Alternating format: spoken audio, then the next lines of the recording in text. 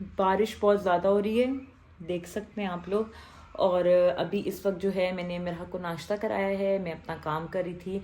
मेरा first year PhD का viva है नेक्स्ट वीक, तो मैं उसके लिए प्रिपरेशन कर रही हूँ। बहुत ज़्यादा पढ़ने वाला काम है, बहुत ज़्यादा रीडिंग करनी है, सारा कुछ है, तैयारी करनी है उसकी। कनाडा चूज़ करें या यूके आएँ, और फिर लोग पूछ रहे हैं ऑस्ट्रेलिया चूज़ करें या यूके आएँ, तो मैंने कहा आज इसी पे ही बात करते हैं कि तीनों कंट्रीज़ में से कौन सा बेस्ट है आपके लिए। और फिर मैं आपको अपना भी बताऊंगी कि मैंने यूके क्यों चूज़ किया था। जब हम चूज़ करते हैं स्टडी अब्रॉड के लिए कंट्री, तो कुछ बेसिक रीजंस होते हैं जिसकी वजह से हम चूज़ कर रहे होते हैं। नंबर 1 पैसा कमाना, नंबर 2 सेटलमेंट, और नंबर 3 आप स्टडी के लिए जा रहे हो तो ऑब्वियसली अच्छी डिग्री हासिल करना और अपना कोई करियर बनाना। बट मेजॉरिटी, क्योंकि मिडिल क्लास फैमिलीज़ के जो बच्चे होते हैं वही हमारे जैसे वही आते हैं, और उनका मेजर जो पर्पस होता है बाहर के मुल्क में आने का वो होता है सेटलमेंट और पैसे कमाना।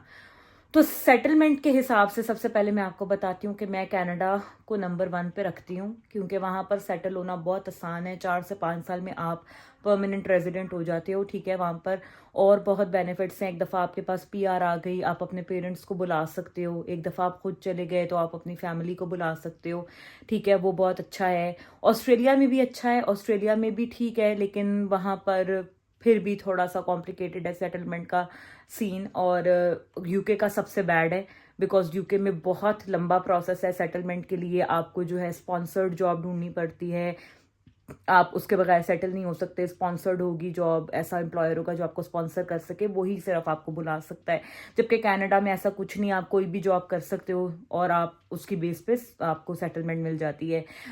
ऑस्ट्रेलिया में भी आपको स्पॉन्सर्ड जॉब करनी पड़ती है, लेकिन वहाँ पर फिर भी यूके से कंपैरेटिवली बेहतर है सेटलमेंट का सीन जो है, ठीक है। उसके बाद नेक्स्ट आ जाता है पैसा कमाना। पैसा, अगर आप मेहनत करने वाले इंसान हैं तो आप कहीं भी पैसा कमा लेंगे। पैसा कमाना आपके लिए कोई मुश्किल नहीं है, ठीक है। लोग जो हैं वो पाकिस्तान में रह के भी पैसा कमा लेते हैं, क्योंकि वहां पर आपके सामने ये इस वक्त क्या सिचुएशन है, क्या हालात चल रहे हैं। लेकिन जो कमाने वाले हैं वो उधर भी कर लेते हैं। एक मुझे अभी मुहावरा याद आ गया, मेरे हस्बैंड यूज करते हैं बहुत। तो वो ये कहते हैं कि जो घर में वेला है ना, वो बाहर भी वेला ही है। यानी कि जिसने घर में कुछ नहीं करना उसने बाहर जाके भी कुछ नहीं करना। तो अगर आपको मेहनत की आदत नहीं है या आप मेहनत करना नहीं चाहते, तो आप कनाडा क्या, ऑस्ट्रेलिया, यूके, कहीं भी दुनिया में चले जाएंगे, आप वेले ही रहेंगे, क्योंकि आपको मेहनत की आदत नहीं होगी। तो मेहनती बंदा जो है वो कहीं भी भूखा नहीं रह सकता। और रिस्क का वादा तो अल्लाह ताला ने किया है। आपके नसीब में जितना रिस्क अल्लाह ने लिखा है और जहां लिखा है आपको अल्लाह ताला वहां ले जाएगा, आपके लिए असबाब बन जाएंगे। तो रिस्क के हवाले से परेशान होना मुझे नहीं लगता कि ये कोई चीज है। हाँ, मेहनत करना, कोशिश करना आपका काम है, वो आप करें, लेकिन परेशान होने की जरूरत नहीं है। पैसे कमाने के हवाले से तीनों मुल्क ही अच्छे हैं, ठीक है। कनाडा भी, ऑस्ट्रेलिया भी और यूके भी। यूके की करेंसी सबसे ज्यादा स्ट्रांग है। पाउंड इस वक्त आपको पता ही है पाकिस्तान में 250 तक पहुंचा हुआ है। तो पाउंड करेंसी के हवाले से सबसे स्ट्रांग है। यहाँ आके अगर आप पैसा कमाते हो, आपका ज्यादा चांस है सेविंग वगैरह करने का। लेकिन ये कि सिंगल स्टूडेंट, अभी जैसे लेटेस्ट ही मैंने इन्फ्लेशन वगैरह पे एक वीडियो डाला था, उम्मीद है आपने देखा होगा।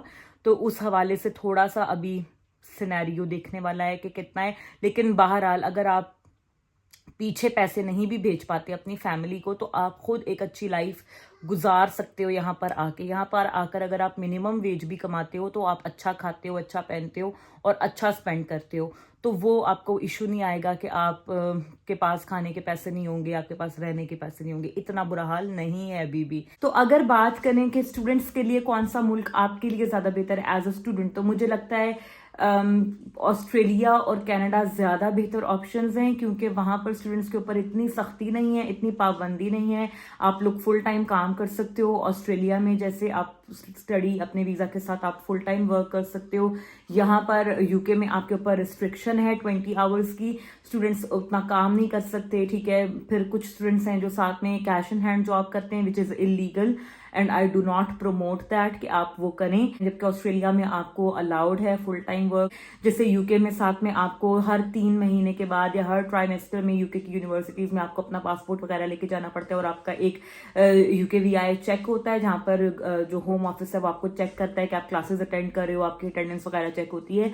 जबकि कनाडा और ऑस्ट्रेलिया में ऐसा कोई सिस्टम नहीं। एक दफा जब आपको वीजा मिल गया, आप वहां चले गए, उसके बाद होम ऑफिस आपके ऊपर इतनी सख्ती नहीं रखता जो कि यूके में रखी जाती है। यूके में पढ़ाई का स्टैंडर्ड बहुत हाई है ऑस्ट्रेलिया और कनाडा की निस्बत वहां पर एक रिलैक्सेशन है, इतना ज्यादा आपको मतलब वो नहीं करते। आप बाद में जाके अपना आराम से यूनिवर्सिटी वगैरह भी चेंज कर सकते हो। ऑस्ट्रेलिया में आपने जिस कोर्स में दाखिला लेकर आप गए हो वहां पे जाके आप स्विच कर लो, कोई इतना मसला नहीं होता। जबकि यूके में ऐसा करना तकरीबन इम्पॉसिबल है कि एक दफा आपको जिस कोर्स का कैश मिल गया तो आप यहाँ पर आकर उसे चेंज कर लो। ये भी बहुत क्वेश्चन आता है, इसलिए मैंने सोचा ये भी आंसर कर दूं साथ ही। तो ये आपके लिए मतलब स्टूडेंट्स के लिए थोड़ा सा टफ है यूके के रूल्स। अब ये सारी चीजें बताने के बाद जो मैंने आपको बताई हैं, मुझसे पहला सवाल स्टूडेंट से करते हैं कि फिर आप खुद यूके क्यों आई थी। तो देखिए, मैं खुद यूके इसलिए आई थी क्योंकि मेरे कुछ सिनेरियोज ऐसे थे, जैसे कि सबसे पहला होता है कि हम देखते हैं हमारा बजट कितना है। तो यूके में आपको आराम से वीजा मिल जाता है, जबकि कनाडा और ऑस्ट्रेलिया में आपका बहुत पैसा लगता है वीजा सिर्फ अप्लाई करने के लिए। सबसे बड़ा रीजन उसका यह है कि कनाडा में जैसे आपको फुल फीस जो है वो वीजा अप्लाई करने से पहले कैनेडियन बैंक अकाउंट में ट्रांसफर करानी पड़ती है और फिर वहां से आपका बाकी फीस वहां से आप पे करते हो। तो यानी कि आपको फुल फीस पे करनी पड़ती है, जबकि यूके में आप सिर्फ 4,000 पाउंड इनिशियल डिपॉजिट पे करते हो। रेस्ट ऑफ द फीस आप अपने बैंक अकाउंट में शो करते हो, जो कि मेजोरिटी स्टूडेंट्स या तो कोई इन्वेस्टर यूज करते हैं या अपने घर से ही पैसे वो जमा करके अकाउंट स्टेटमेंट बनवा लेते हैं और फिर बाकी फीस वो यहाँ आकर कमा के देते हैं। और कनाडा में ऐसा नहीं है। कनाडा में आपको सारी फीस पाकिस्तान से अरेंज करके उसके बाद ही आप वीजा अप्लाई कर सकते हो। तो ये चीज़ एक बहुत बड़ा मेरे हिसाब से ड्रॉबैक है। और साथ में फिर वहां पर वीज़ा का जो सक्सेस रेट है वो भी इतना नहीं है। इतनी सारी एफर्ट करने के बाद भी कनाडा और ऑस्ट्रेलिया के वीज़ाज बहुत ज़्यादा रिजेक्ट होते हैं, बहुत हाई है उनका स्टडी वीज़ा रिजेक्शन रेट। जबकि यूके का स्टडी वीज़ा का सक्सेस रेट बहुत अच्छा है। Majority of the times visa लगता ही लगता है, वीज़ा का कैंसिलेशन का चांस बहुत कम है। अनलेस एंड अनटिल आप कोई ब्लंडर ना करो और आपका वीज़ा रिजेक्ट हो जाए तो आपका वीज़ा रिजेक्ट नहीं होता, चाहे आपका स्टडी गैप हो चाहे कुछ भी हो। मेरा अपना 5 साल का स्टडी गैप था, मेरा वीजा पहली दफा भी आराम से लगा, दूसरी दफा भी आराम से लगा। मैंने ऐसे भी स्टूडेंट्स देखे हैं जिनका 10-10 साल का स्टडी गैप है पर उनका यूके का वीजा इजीली लग गया है। और सेकंड सबसे बड़ी चीज कि आप अपने डिपेंडेंट्स के साथ ट्रेवल कर सकते हो। ये फैसिलिटी आपको कनाडा और ऑस्ट्रेलिया में अवेलेबल नहीं है। मैंने भी पहले कनाडा का ही सोचा था, वहीं का ही अप्लाई किया था, लेकिन जब मुझे पता लगा कि मैं स्पाउस के साथ ट्रेवल नहीं कर सकती तो I just drop that option, because मेरी सिर्फ एक ही रिक्वायरमेंट थी कि मैं अपने हस्बैंड के साथ ट्रेवल करूंगी, अदरवाइज मैं नहीं जाऊंगी।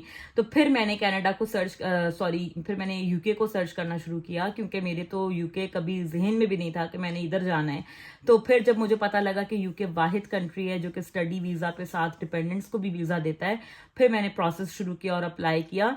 और तब भी मुझे बहुत लोगों ने कहा आपका वीजा नहीं लगेगा, आप साथ अप्लाई कर रहे हो, इकट्ठा वीजा दे रहे हो, आपको नहीं लगेगा, आप अलग से अप्लाई करो। बट मैंने कहा देखा जाएगा जो होगा, मैं तो वीजा इकट्ठे ही अप्लाई करूंगी। और अल्लाह का शुक्र वीजा लग गया, कोई मसला भी नहीं हुआ। दोनों टाइम हमने इकट्ठे अप्लाई किया, इकट्ठे ही हमारा वीजा लगा। तो मेरे लिए ये डिसाइडिंग फैक्टर था। एंड आई एम श्योर और बहुत सारे लोग जिनके साथ में डिपेंडेंट्स हैं, वाइफ हस्बैंड या बच्चे हैं, उनके लिए भी ये एक डिसाइडिंग फैक्टर होगा, बिकॉज ये ऑप्शन आपको कनाडा या ऑस्ट्रेलिया में अवेलेबल नहीं है। तो आई होप कि इस वीडियो से आपको हेल्प मिली होगी डिसाइड करने में कि आपने क्या करना है। अगर तो आपने यूके का माइंड बना लिया है तो देर मत करें, इस जनवरी इनटेक में अप्लाई कर दें, बिकॉज आगे आगे जो यूके का इकोनॉमिक एक सिचुएशन बनता जा रहा है, स्टडी वीजा पे भी उसका इम्पैक्ट आएगा और वो इम्पैक्ट में भी कोई बहुत अच्छा ना हो। तो आप लोगों से यही मैं कहूंगी कि आप लोग टाइम वेस्ट मत करें, इस अपॉर्चुनिटी को आप हाथ से जाने मत दें। जनवरी इनटेक में लाजमी अप्लाई करें अगर आप कर सकते हैं तो। आई होप आपको अच्छी लगी होगी वीडियो बहुत लंबी हो गई है। अल्लाह हाफिज करते हैं, see you guys in another video, bye bye.